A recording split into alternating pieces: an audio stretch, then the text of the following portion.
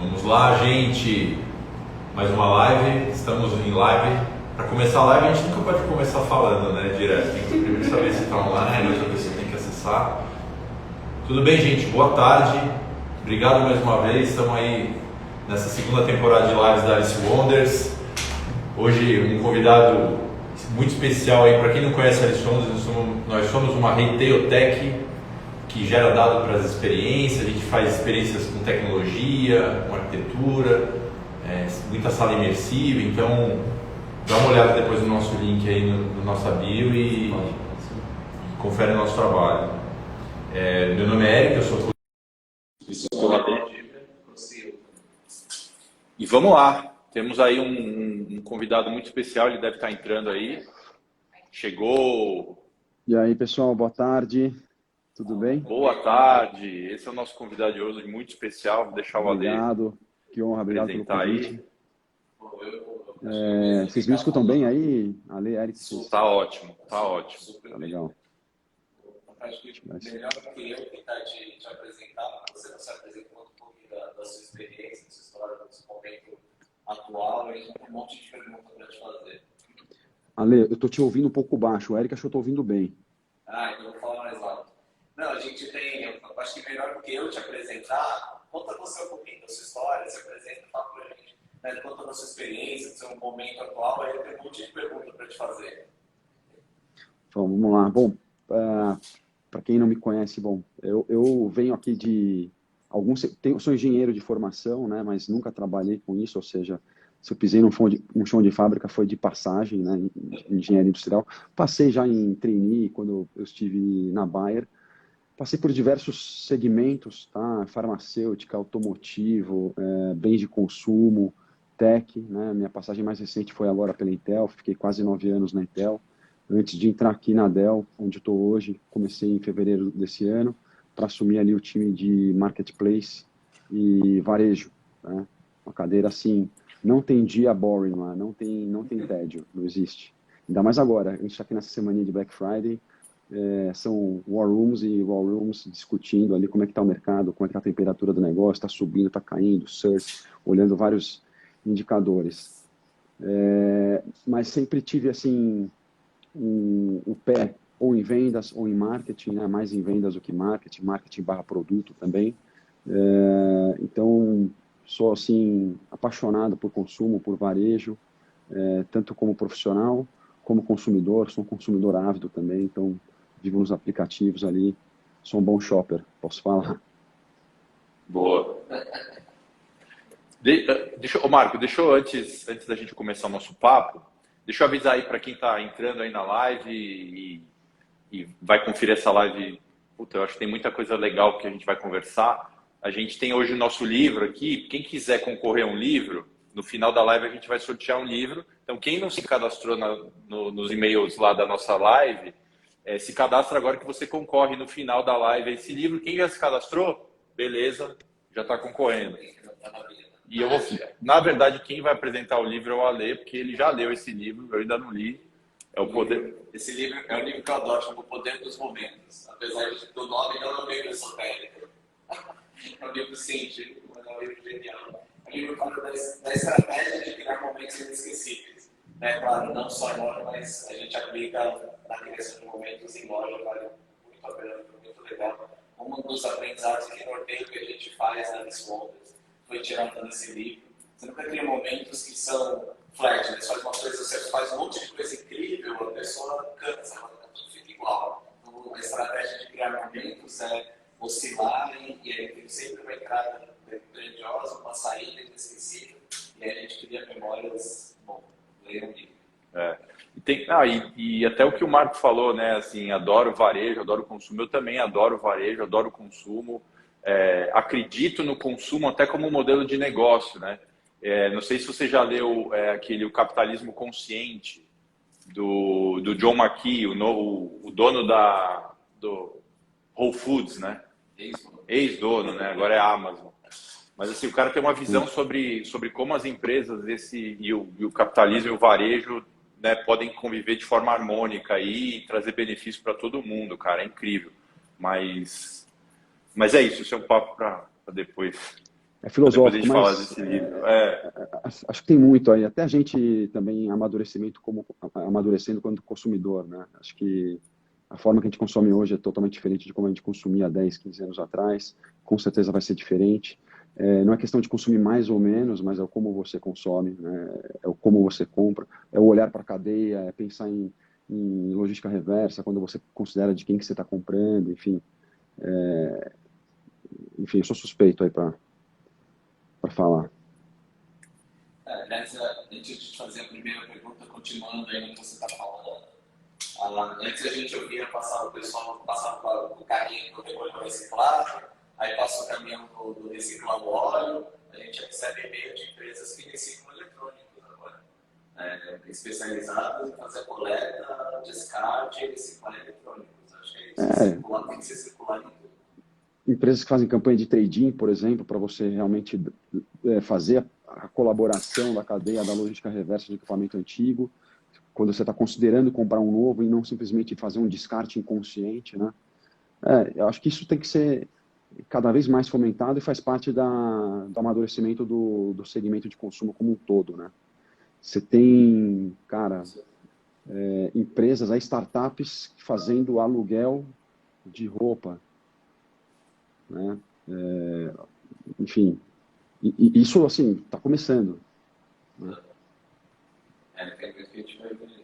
Marcão, a nossa primeira pergunta, obviamente, tem a ver com a pandemia, né? A gente viu como a pandemia impactou a vida das pessoas, é óbvio, mas mudou o jeito que a gente compra, sem dúvida alguma, como você falou, a consciência com relação ao consumo.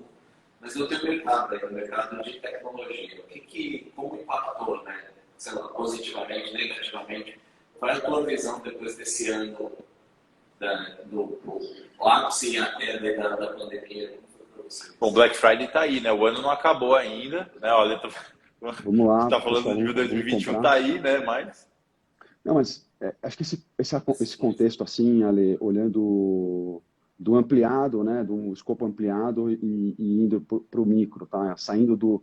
Eu vou falar de PC, do meu segmento, do meu mercado de consumo na sequência, mas a tecnologia, ela foi o grande aliado aí, foi quem salvou a vida, né, de muita gente e de muita empresa e muitas vidas também, né? Na pandemia, né? Então todo mundo foi forçado a ficar em casa, ou trabalhar de casa, produzir de casa, talvez se reinventar de casa, e a tecnologia era o centro de tudo isso, né? Uma pessoa que talvez teve que reabrir uma empresa para você fazer telemedicina, fazer consulta, você manter a reunião de time ou reuniões familiares, estudar, então homeschooling, né? Quando se falava de homeschooling com criança de 7, 8, 9, 12 anos, até 2 anos atrás, isso não estava na cabeça de nenhum pai, e com certeza de pouquíssimas escolas, né? Então, acho que ela mudou essa forma de consumir e mudou vários hábitos, né, de todos nós. Olhando aí um pouco para o meu peixe, né, para o meu negócio, a gente foi surpreendido, né? Todo mundo foi pego de surpresa, né? Então, no momento que houve a pandemia e as pessoas se ligaram, né, e as empresas se ligaram que todo mundo teria que ficar em casa, trabalhar de casa, produzir de casa, estudar de casa, ser atendido pelo médico, todo mundo precisava de um PC. Isso para a gente, para a nossa indústria, ressignificou e acho que deu uma reanimada, né, no papel, na importância de ter um PC, né, para você estudar, para você produzir, para você criar uma empresa e para você realmente trabalhar, fazer o que você tem que fazer no dia a dia, fazer uma reunião ou conversar como a gente está conversando aqui. Então, isso realmente resgatou o papel de um PC, né? Tem muita coisa que você consegue fazer através de um tablet, muita coisa que você consegue fazer através de um smartphone, mas tem uma série de limitações, né? Então, o PC ele foi resgatado, ele foi ressignificado ao longo dessa pandemia, tá? Tanto para essas várias finalidades, pessoais, profissionais, entretenimento, né? Acho que a indústria de game nunca esteve tão aquecida, ela já vinha aquecida, mas ela ficou mais aquecida ainda porque você ficando em casa, não podendo sair, você precisa se entreter de outras maneiras, né? Netflix, tudo mais, mas gaming também, né? E você tem, ou vai para um console, ou vai para uma plataforma de PC. Então, acho que teve esse grande impacto, né? E realmente foi um game changer aí para o nosso segmento. Falando de mercado, né? Falando de, putz, então a indústria vendeu a rodo, né? O varejo também, mais ou menos, porque todo mundo foi pego de surpresa, né? Então, você não faz uma indústria dobrar a produção de PCs de um dia para o outro, né? E hoje isso é mais difícil do que antes, porque hoje está tudo conectado, né? Então, um automóvel, as casas são conectadas, tudo é conectado. Então, a demanda por matéria-prima, né, de silício, por tudo que se conecta, por tudo que processa, por tudo que armazena, por tudo que gera dado, ela já veio grande, já vem crescendo. Então, a gente tem hoje uma questão, uma dificuldade no mercado como um todo, e isso não é específico do mercado de tecnologia, mas de vários outros mercados que hoje também são de tecnologia, né? Quando eu falo de indústria automotiva, por exemplo, indústria de real estate, que estão consumindo tecnologia. Então, essa escala ainda não está ajustada, esse balanço ainda não está ajustado. Então, você soma isso com uma pandemia, que a demanda, de repente, de um dia para o outro, ela, pum, sobe exponencialmente, várias indústrias foram pegas de surpresa. Então, num momento que talvez você diria assim, putz, vamos vender um monte, na verdade, você não tinha tudo aquilo para vender, né, naquele momento. Então, aí a indústria foi se ajustando, foi se programando, enfim. Fora outros problemas que a gente teve, né? Aquele problema no canal de Suez também, que travou tudo, né? Além de indústrias paradas por causa da própria pandemia. Ou seja, tivemos uma série de gargalos aí desafiando a indústria a conseguir produzir, vender e atender essa sobredemanda que a gente viveu durante a pandemia, né? Além de fábricas fechadas por um período, né, na Ásia e no mundo inteiro, aquele evento lá do canal de Suez, que também deixou navios ali parados e desabastecendo vários segmentos, várias indústrias, e tudo isso somado a uma demanda maior, né? Então, eu acho que a indústria como um todo não conseguiu surfar o máximo dessa onda. Eu acho que o mercado ainda está subatendido sob esse ponto de vista, né? E eu não falo do meu mercado unicamente, né? Você pode olhar outros segmentos aí que os preços estão subindo. Por quê? Porque tem demanda e está faltando produto, né? Uhum. Tinha uma pergunta mais para frente para fazer para você. Está aí, voltou. Tinha uma pergunta mais para frente para fazer para você, mas eu vou emendar que você já abordou alguns pontos dela, que é daqueles dos semicondutores, né? E que está afeta a entrada de carro. Então, é uma pergunta dupla, assim, meio como você já falou quase como isso afeta vocês aí, mas até ele vai entender a origem, né? Você está olhando de entender para quem está assistindo, entende também. E tem um futuro, um horizonte, né, dessa. É legal entender o que está acontecendo, em parte você já explicou. Acho que o horizonte, a indústria como um todo, ela está se preparando para essa nova escala, né? Que ela extrapola o mundo dos PCs, né? O mundo dos data centers, um data center, uma casa passa a ser um data center, né?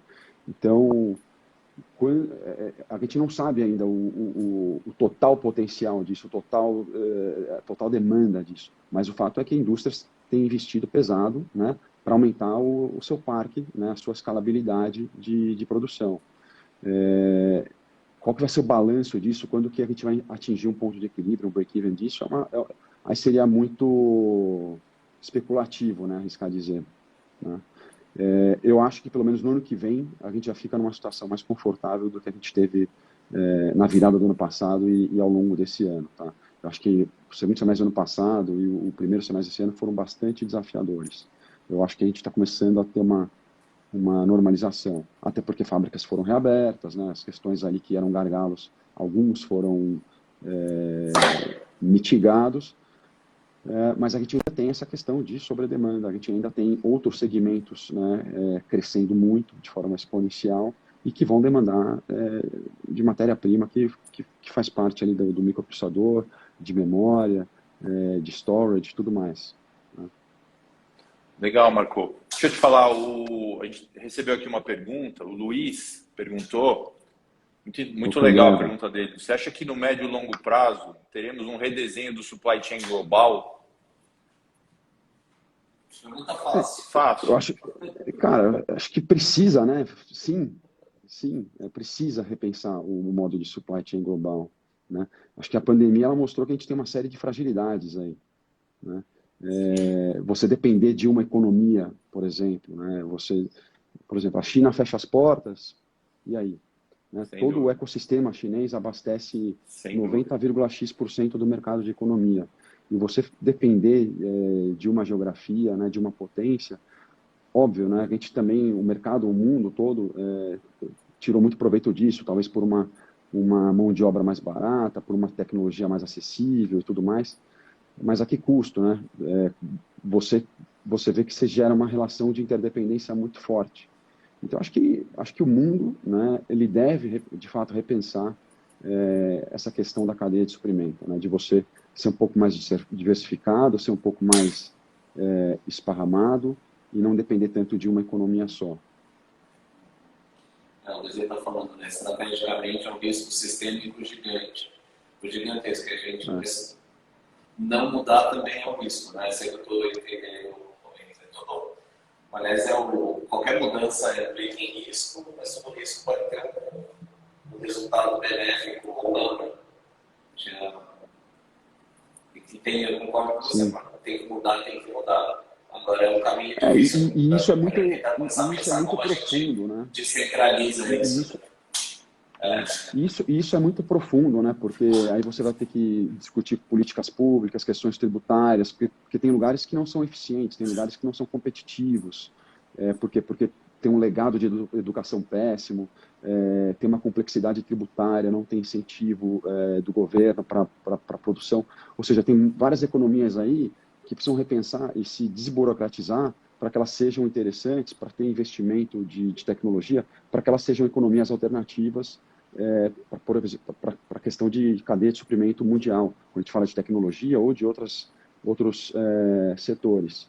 Mas tem que pensar muito fundo, né? Muito fundo. Por que uma economia hoje é superpotência nisso e as outras não? Provavelmente porque as outras não foram atrativas ainda. Por quê? Porque tem que fazer uma série de lições de casa ali para começarem a ser uma alternativa. Opa, vou produzir ali naquele país ali do Sudeste Asiático, ou não, vou produzir naquele país da Europa que tem uma educação boa, tem uma questão tributária interessante e tem acesso à matéria-prima, por exemplo. Estou aqui elucubrando. Essas coisas precisam ser repensadas, ser identificadas, tem que investir, tem que repensar uma série de temas aí na cadeia. Voltando um pouco aqui na nossa... Bom, tem tudo a ver com a pauta, né? Obrigado, Luiz. Boa discussão e boa reflexão. Aliás, é claro que o Luiz é um gênio para falar desses assuntos. Né? O cara é futurista, ele sabe muito tocar esses assuntos aí.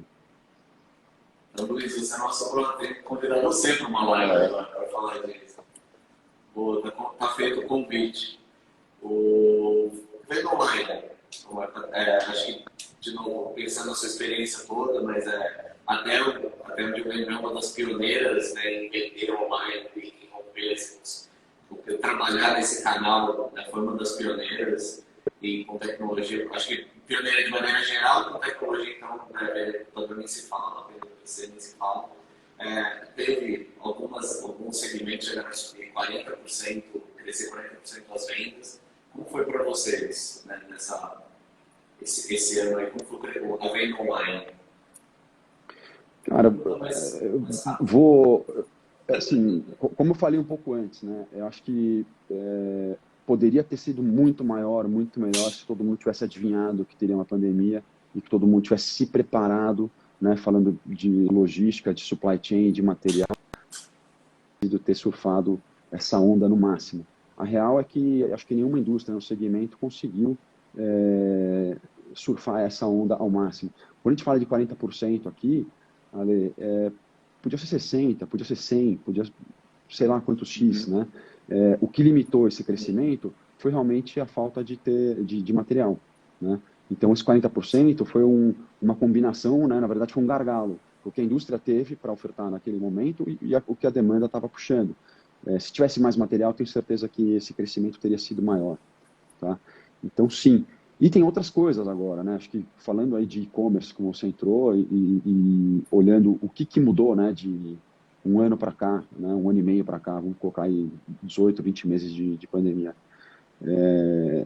Mudou uma série de questões de hábitos, né? E questões que os varejistas estavam lutando para conquistar antes, né? Por exemplo, todo varejista ele quer ter o seu consumidor dentro do seu aplicativo. Ele não quer o cara só comprando no browser ali no desktop, né, no computador, ou muito menos no browser no celular, até por questão de segurança, né?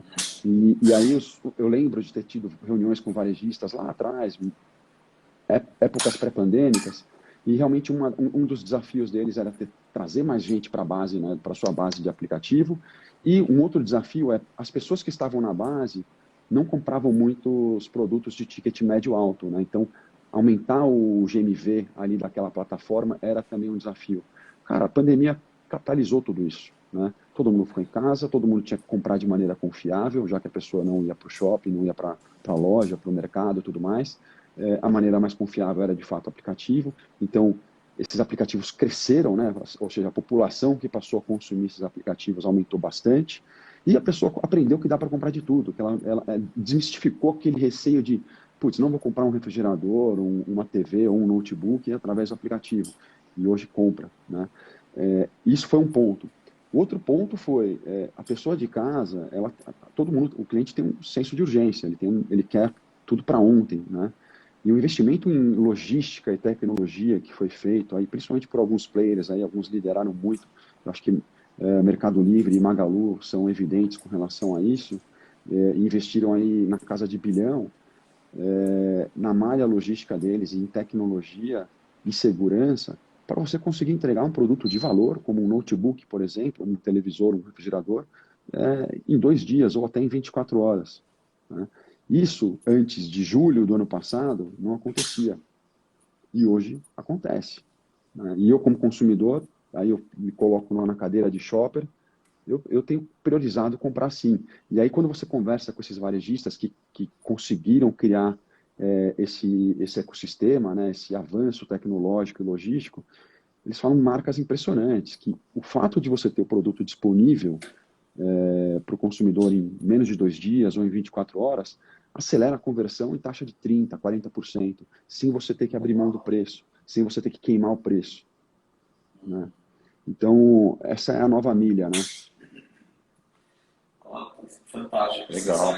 Tem gente que ainda sempre compra na internet que é o mais barato, mas não necessariamente. Né? Agora tem uma outra briga da internet. Eu, dependendo do que for, eu prefiro pagar o preço ou até um pouco mais caro e ter um negócio amanhã ou hoje, né? Como, Claro, dependendo da ansiedade ou da necessidade do que você tem, né? Então, isso foi também uma quebra aí, uma disrupção que aconteceu no segmento nos últimos 10 meses, vamos colocar. legal. Ô Marco, eu até estou pensando aqui, né? Uma coisa que a gente tem visto até em outras lives, né? Eu acho que com a pandemia, com tudo isso que aconteceu com a gente acabou olhando mais para o que a gente sente, sabe? Eu acho que esse é o verdadeiro potencial da experiência. Eu acho que essa é a grande oportunidade do varejo e da indústria. Agora, eu acho que a gente vai começar a olhar mais para o nosso conforto, vamos dizer assim. Então, assim, é conforto receber os produtos em casa, é conforto ter um monitor maior, é conforto ter um computador mais potente, e aí por tudo isso se paga mais caro, porque, lógico que a gente está falando de nichos, né, de classes, mas eu entendo que assim aumentou muito a questão de que, cara, já que eu estou trabalhando em casa, ou já que eu estou fazendo 9 reuniões por dia, um amigo meu falou isso para mim, ele falou, cara, eu faço 9 reuniões por dia, cara, eu vou comprar a melhor cadeira, o melhor fone, o melhor computador e o melhor monitor, e ainda ficou barato, entendeu? E aí eu acho que essa é a oportunidade da indústria, enquanto a gente estiver nesse modelo híbrido, é continuar mantendo esse tipo de coisa. E a gente vê esse tipo de conveniência até no mercado imobiliário, né? A gente fez uma live com o Fábio Romano, Sim. E ele falou, cara, né, as pessoas buscam fazer upgrade de apartamento, elas moram bem, mas, cara, elas querem ter um espaço um pouquinho maior para poder trabalhar com um pouquinho mais de conforto, né? De novo, não estou falando que isso é a realidade de todo mundo, mas é realidade para vários segmentos e vários mercados, né? A gente vê isso também no nosso segmento, né? A gente vê uma migração de mix eu acho que ela só não aumenta mais ainda, porque você vê uma flutuação de banda de preço também muito alta, né? Então, se você pegar efeitos da pandemia, né? A pandemia trouxe algumas questões que limitam um pouco alguns crescimentos, ou você faz essa migração, esse upgrade, né? Eu falo aí de custo de material, né? Por escassez, então alguns custos de alguns componentes aumentaram. Você vê aí o dólar hoje num patamar altíssimo e a inflação, mundialmente falando, comendo solto, né? Se não fosse isso, eu acho que isso seria ainda mais evidente, tá? Esses níveis de upgrade. Eu vejo isso no nosso segmento, eu vejo isso no nosso mercado, mas eu sinto que tem uma resistência ali, que é muito pelo poder de compra que a população tem. O produto de hoje, se pegar uma foto do produto que ela compra hoje e leva para um horizonte de 12 ou 24 meses para trás, ela está pagando mais por menos, né? Então, e ainda assim, você vê que o mix de produto tem melhorado. Ou seja, o cara está realmente se esforçando, pagando mais para ter essa questão melhor, para ele ter mais segurança, para ele ter mais conforto, mais performance, né? Mas tenho certeza que se o preço estivesse mais ou menos horizontal, né, comparando os últimos 12 ou 24 meses, o cara ele se daria ainda um produto talvez até melhor. E não está conseguindo dar porque dólar, custo de material, inflação, são o downforce quando a gente fala aqui do nosso segmento. Eu acho bacana o que você falou, mais evidente do que nunca que a tecnologia, não para falar isso, né, fazia parte, mas virou, era um acessório, fazia parte da vida das pessoas, mas era um acessório, né? Hoje é claro que todo mundo quer a tecnologia, ela é parte da nossa decorda, do jeito que a gente vive, do jeito que a gente existe, interage, trabalha, estuda, é muito... O Alejandro uma vez perguntou, não foi, Ale? O Alejandro falou uma vez, existiu um mundo um dia sem YouTube? Eu perguntei toda vez para ele, você sabe o que é essa plaquinha do Wi-Fi na parede? Ele falou, sei lá, tem internet. A resposta não lembro mais, mas a resposta era era tão óbvia, a internet é ubiqua, sabe? Está em todo lugar. Quando eu tinha 7 anos, a internet já existia em todo lugar, né? E pra gente, a gente vê essas coisas surgindo. Eu acho que da mesma forma daqui para frente, quando a gente faz a mala para viagem, né, para levar as coisas, o laptop vai junto agora sempre, né? A gente ficava em cima da mesa e o smartphone ia, hoje o laptop tem que ir junto na mala. Acho que a pirâmide de Maslow está mudando, né? O que era básico para a gente não é básico para o seu filho, cara. Isso aí. Exato. A pirâmide está mudando. Animal, hein? O laptop sempre mudou, mas já estava na mão. Internet, comida, saúde. Internet. Outro dia o caminhão deu uma bolinha para lá de casa, o condomínio inteiro sem internet o dia inteiro, o pessoal parecia que tinha acabado o ar, né? Fantástico. Aí a gente fala de online, mas tem um mundo varejo físico que ainda é dominante, né? A gente tem uma outra pergunta junto com essa de Omnichannel daqui a pouco para te fazer, para entender a sua visão. E, claro, todo mundo está sempre falando de alguma apocalipse do varejo. Cresceu o e-commerce, um monte de gente veio falando que vai acabar o varejo físico. A gente sabe que não vai acabar, mas forçou uma transformação da loja física. E aí essa é a minha primeira pergunta para você, assim, como você está vendo, né, essa transformação, o que você está vendo, como você está vendo, como você acha, na sua opinião, que vai caminhar essa mudança da loja física, em que sentido vai se transformar? Acho que a gente está numa jornada, né, Ale, e acho que ela é constante, ela não vai acabar, né? O varejo físico ele tem que repensar o papel dele, ele tem que se ressignificar, né? Antes ele era uma necessidade, né? Você ia lá comprar, enfim, tinha umas regras, tinha um modelo de compra e tudo mais. Hoje, quando a gente fala ali de experiência do consumidor, né, experiência do usuário, né, o shopping experience no meio da jornada, cara, você pode comprar no desktop, você pode comprar no smartphone, você pode comprar no varejo, você pode comprar no smartphone e retirar ali no varejo. A questão é a conveniência, é o que você quer. E o varejista ele tem que entender bem a audiência dele, né? E ele tem que entender que você não está, sei lá, vou pegar uma loja X de um varejista grande, você vai lá comprar um televisor, ele tem que entender que você não está indo comprar um televisor. Você pode estar num momento de estresse porque quebrou o seu televisor em casa e você precisa de um novo. Então você está indo lá para resolver um problema, você não está indo comprar uma televisão, você está indo lá resolver um problema. Ou não, você quer fazer um upgrade, você ganhou um aumento de salário, ou mudou de casa e quer um aparelho maior, por exemplo. Você não está indo lá comprar uma TV. Você está indo lá fazer uma conquista, realizar uma conquista, né?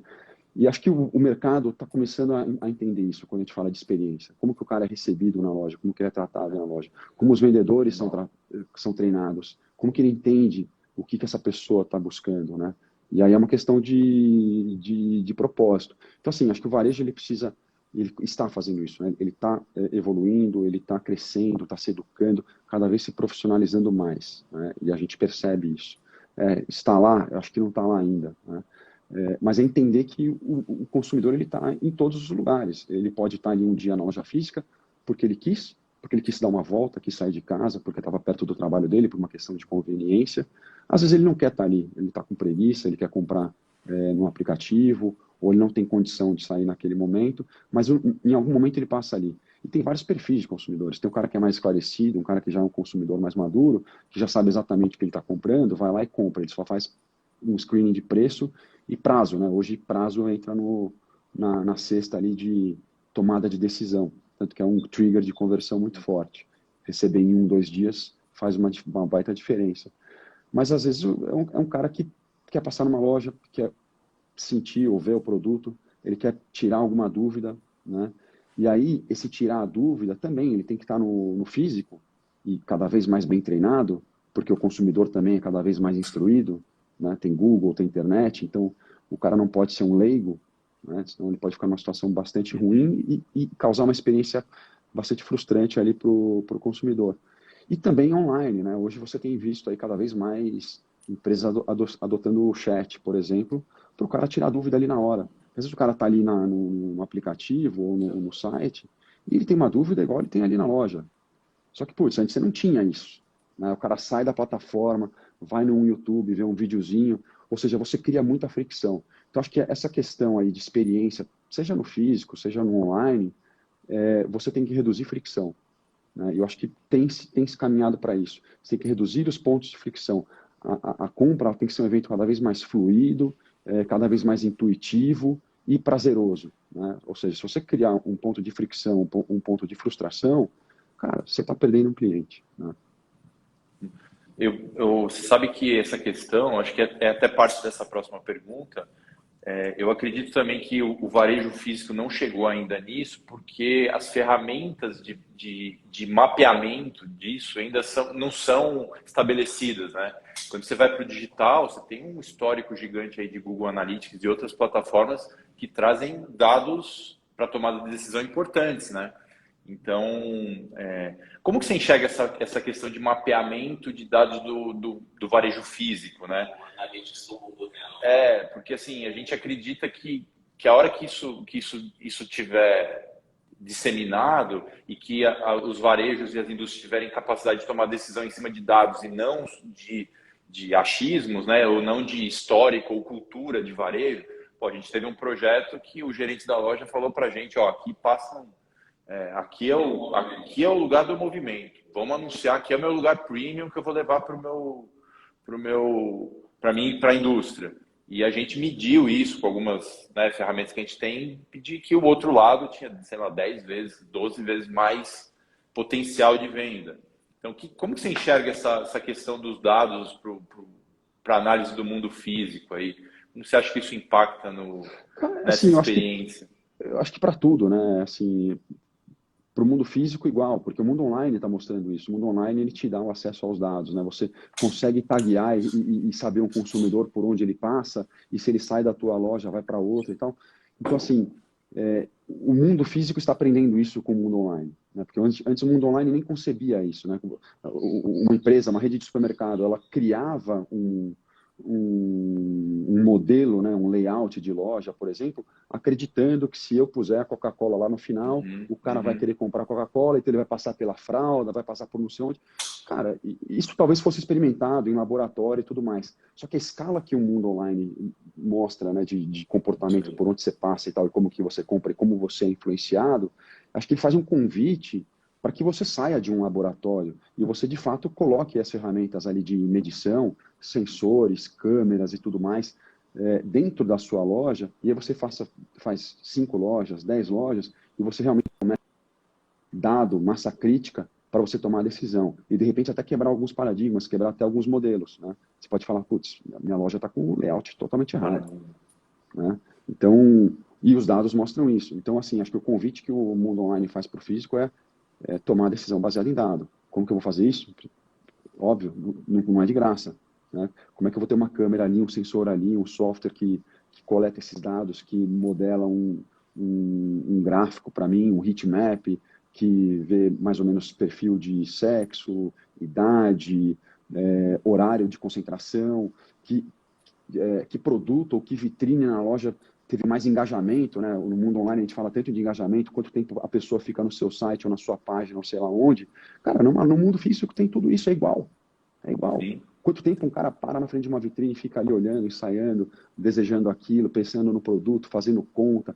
Putz, se eu comprar aquilo, sei lá, vou levar uma bronca em casa da minha esposa ou não. Está passando um universo de coisas ali na pessoa, né? E o quanto disso é desperdiçado hoje. Por quê? Porque ainda não tem essa consciência de investir nisso. Acho que esse é um ponto. Mas assim, hoje a gente está aqui em 2021 já, né? Mas eu já discutia isso também com alguns colegas e varejistas e tal antes. Antes tinha também uma limitação tecnológica, né? Faltava realmente tecnologia, não só de banda, né? Cara, loja não tinha Wi-Fi, né?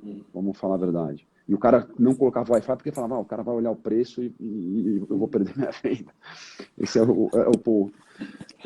Mas realmente não tinham sensores decentes, câmeras decentes, software decente. Mas acho que isso já amadureceu bastante. Acho que até o custo, né, dessas tecnologias já deve ser muito mais acessível, até para você escalar para um universo aí maior de loja. Então, acho que é muito uma questão de decisão estratégica, né, do dono do negócio, de fazer isso, e mais que fazer, né, não adianta colocar. Ele tem que realmente ter alguém ali que seja um analista desses dados, seja um curador desses dados, e faça recomendações em cima desses dados, que corrija, né, as questões ali, porque os dados vão mostrar para ele que talvez, se aquilo tivesse posicionado de outra maneira, se tivesse comunicado de uma outra maneira, talvez aquilo poderia ter mais impacto, mais conversão, enfim, mas permite isso, né? O dado, pelo menos, ele te dá uma informação. O que você vai fazer com ela, aí é uma questão de gestão, né? Tem bons gestores e maus gestores, né? Claro que é uma oportunidade, o dado e os insights sempre são oportunidade de aumentar sellout, mas também é uma oportunidade, se o cara tiver guts, de mostrar os pontos ruins, né? De mostrar, que nem você falou, layout de loja, precificação, tem uma série de coisas e aí eu acho que o paradigma é esse, né? Pô, mas eu trouxe tecnologia e não está me dando resultado, ele está me mostrando tudo que eu estou fazendo de errado. Exatamente isso, né? Agora, pelo menos, você tem um caminho para a solução, né? Sim. Legal. A gente tem uma plataforma de sensores, o que a gente vê é realmente a curva já está na descendente do valor, né, de aquisição, manutenção dessas coisas, para permitir que realmente seja ao invés de amostragem, você esteja em todas as lojas. Tem uma questão cultural de adesão do varejista, né?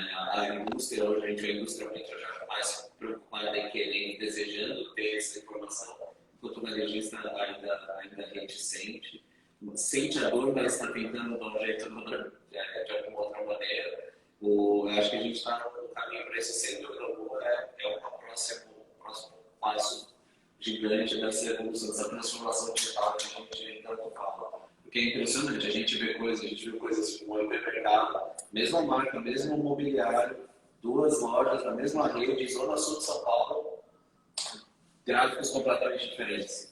Olha que coisa fantástica. Para a gente é fascinante isso, né? Esse mundo, hoje é possível fazer uma analytics do mundo real. Comentando nisso, o omnichannel, né? A gente brinca que é liberdade ou é urbana. Qual é a sua visão? Acho que eu fiquei impressionado, semana passada eu vi estava assistindo uma live de fora, o pessoal do Nintendo dos Estados Unidos, e a dor parece ser a mesma, assim, ainda a quantidade de empresas que realmente tem omnichannel estruturado, que não é perfeito, não é 100%, ainda se conta nas mãos, né? Sim. Fala da sua visão aí. Bom, vamos lá.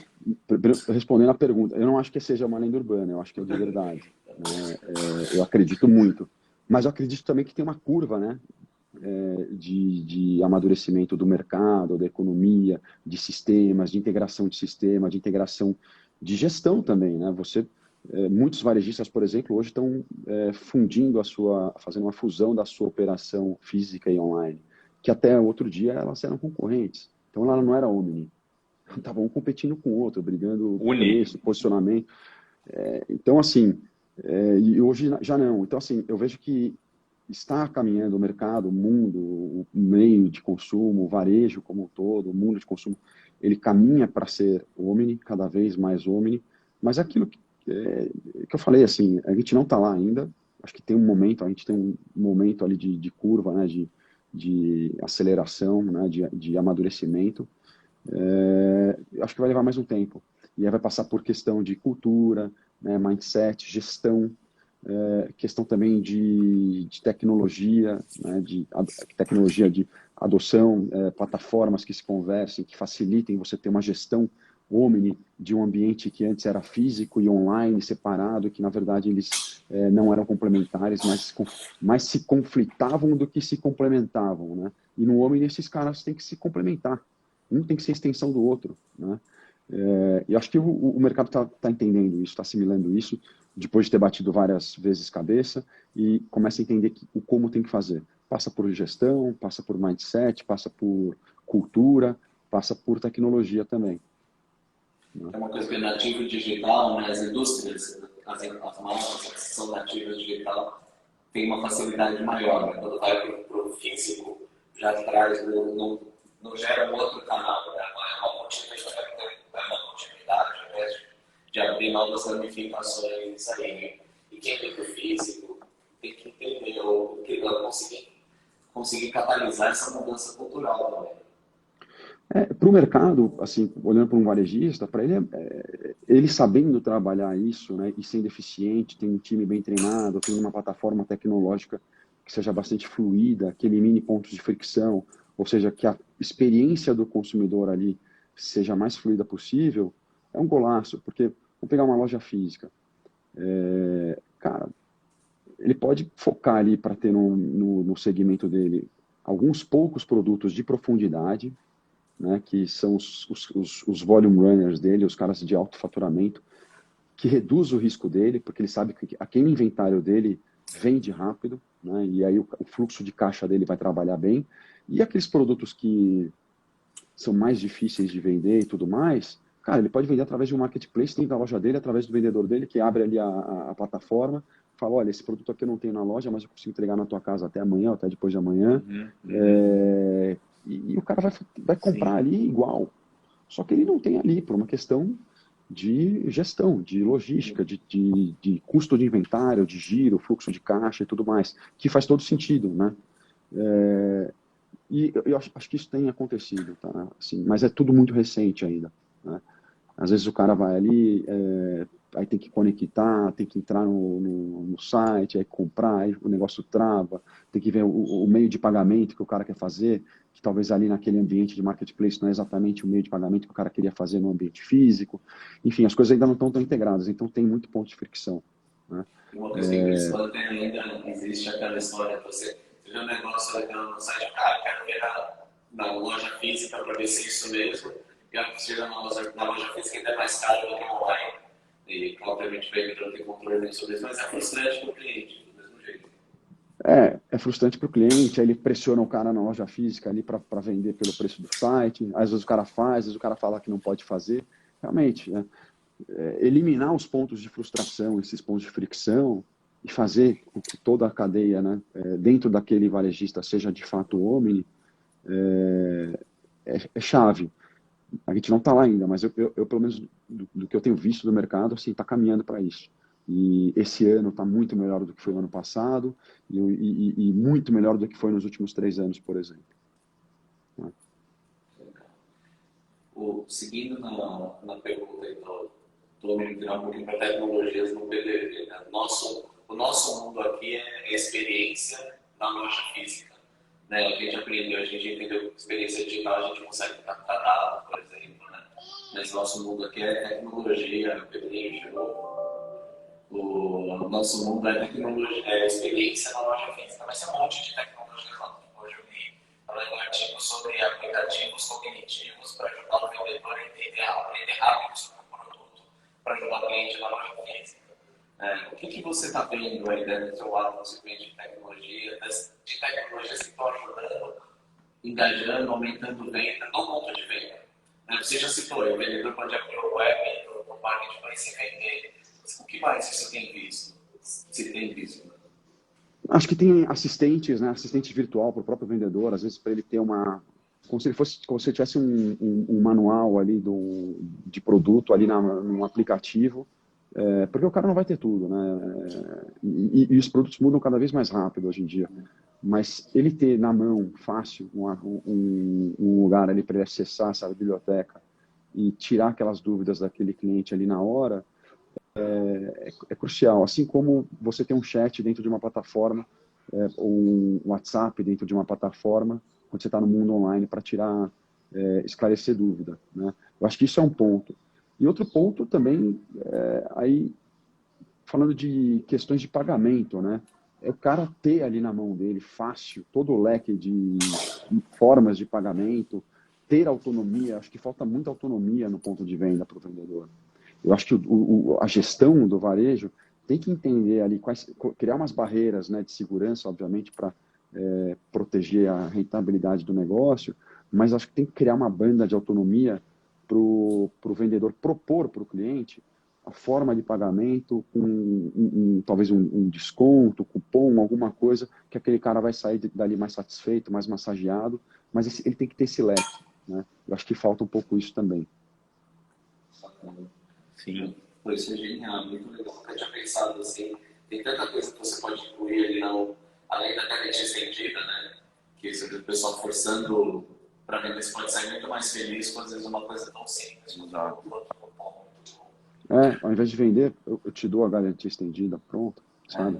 Mas tem que ter esse tipo de coisa ali, tem já no roadmap do papel do vendedor ali na loja. Ele tem que ser o cara que resolve, não tem aquele papo, vou chamar o gerente. A coisa mais chata é isso. Eu, como comprador, acho horrível, cara. Né? Marco, cara, falei, né? Passou rápido. Acabou a nossa live. A gente, quase 50 minutos aí de live. Queria realmente agradecer demais sua presença, a presença de todo mundo que participou, cara. Acho que deu um panorama bem legal aí de dentro da sua indústria, do segmento e até da sua visão aí de dados. Foi muito, muito legal, cara. Eu que agradeço, muito, muito bacana estar com vocês aí. Manda lá, Lei. Uma pergunta antes de você se despedir, só. A gente faz para todo mundo. O que você está levando de positivo desses 2 anos aí que a gente viveu de pandemia, de todas essas mudanças que a gente comentou? Cara, bastante coisa, né? Uma delas é que eu valorizo cada vez mais os eventos presenciais, quando eu posso sair para jantar ou visitar algum amigo, você dá mais valor, acho que você curte mais. Mas, de fato, assim, para mim, eu tenho um filho pequeno, né? O PH, acabou de chegar da escolinha, 3 anos e meio. Então, eu pude estar muito mais com ele, né? Óbvio, incomparável, né? Então, às vezes ele participa aqui de uma reunião, por exemplo, chega aqui do lado, pede para sentar no colo, por exemplo. Então, acho que isso é impagável, né? Não tem preço. E vou te falar que, por um outro lado, apesar de você trabalhar mais horas e ficar mais ali back-to-back em reuniões, eu também consegui organizar mais a minha vida falando de esporte, né, com a pandemia. Então, estando em casa, né, o tempo todo, óbvio, você tem que ter disciplina, tem que organizar a sua agenda, você tem que colocar alguns bloqueios ali para você poder se organizar nesse sentido e cuidar de você também. Então, eu consegui fazer bastante esporte, consegui correr, pedalar, e tenho feito bastante isso. Não abro mão disso, né? E falo para o meu time também, falo, gente, a gente precisa se cuidar, né? Se cuidar de cabeça, corpo, saúde e tudo. Então, acho que eu consegui administrar muito bem isso, né? Então, família, né? Curtir um filho em casa numa fase que é super bacana e que precisa, ou seja, quanto mais próximo você puder estar, melhor. eu posso pegar um expoente disso, né? Em 2019, eu tive muitas viagens para fora, passei umas 22 semanas fora no ano, né? E ele estava lá com um aninho. Pô, 2020, zero isso, foi o oposto disso, não passei uma semana fora, né? E esse ano não diferente disso também, 2021. Então, acho que, pô, isso é o que eu carrego de bom da pandemia. Legal, que bom, que bom. Incrível, cara. Então, cara, obrigado aí mais uma vez. De novo, agradecer aí a presença. Obrigado vocês aí pelo convite. Anytime. Foi um prazer, obrigadão. Valeu, cara. Obrigado, valeu. Valeu. Tchau, tchau. E aí queria aproveitar também agora para falar tchananã, o momento mais esperado da live. Tchananã. Quem ganhou o livro foi a Angélica Cardoso. Parabéns, Angélica. Se você está assistindo aí, você vai ganhar o livro. A gente vai entrar em contato com você. Parabéns e aproveite. Tá bom, gente? Então mais uma live aí. Eu achei que foi irado. Cara, tá muito legal. Se vocês tiverem qualquer sugestão aí pra gente, pode mandar pra gente no e-mail, no link na bio. O que vocês quiserem, a gente está à disposição para melhorar, perguntas, contatos. É isso aí. Obrigado, gente. Até a próxima. Adiós. Nath.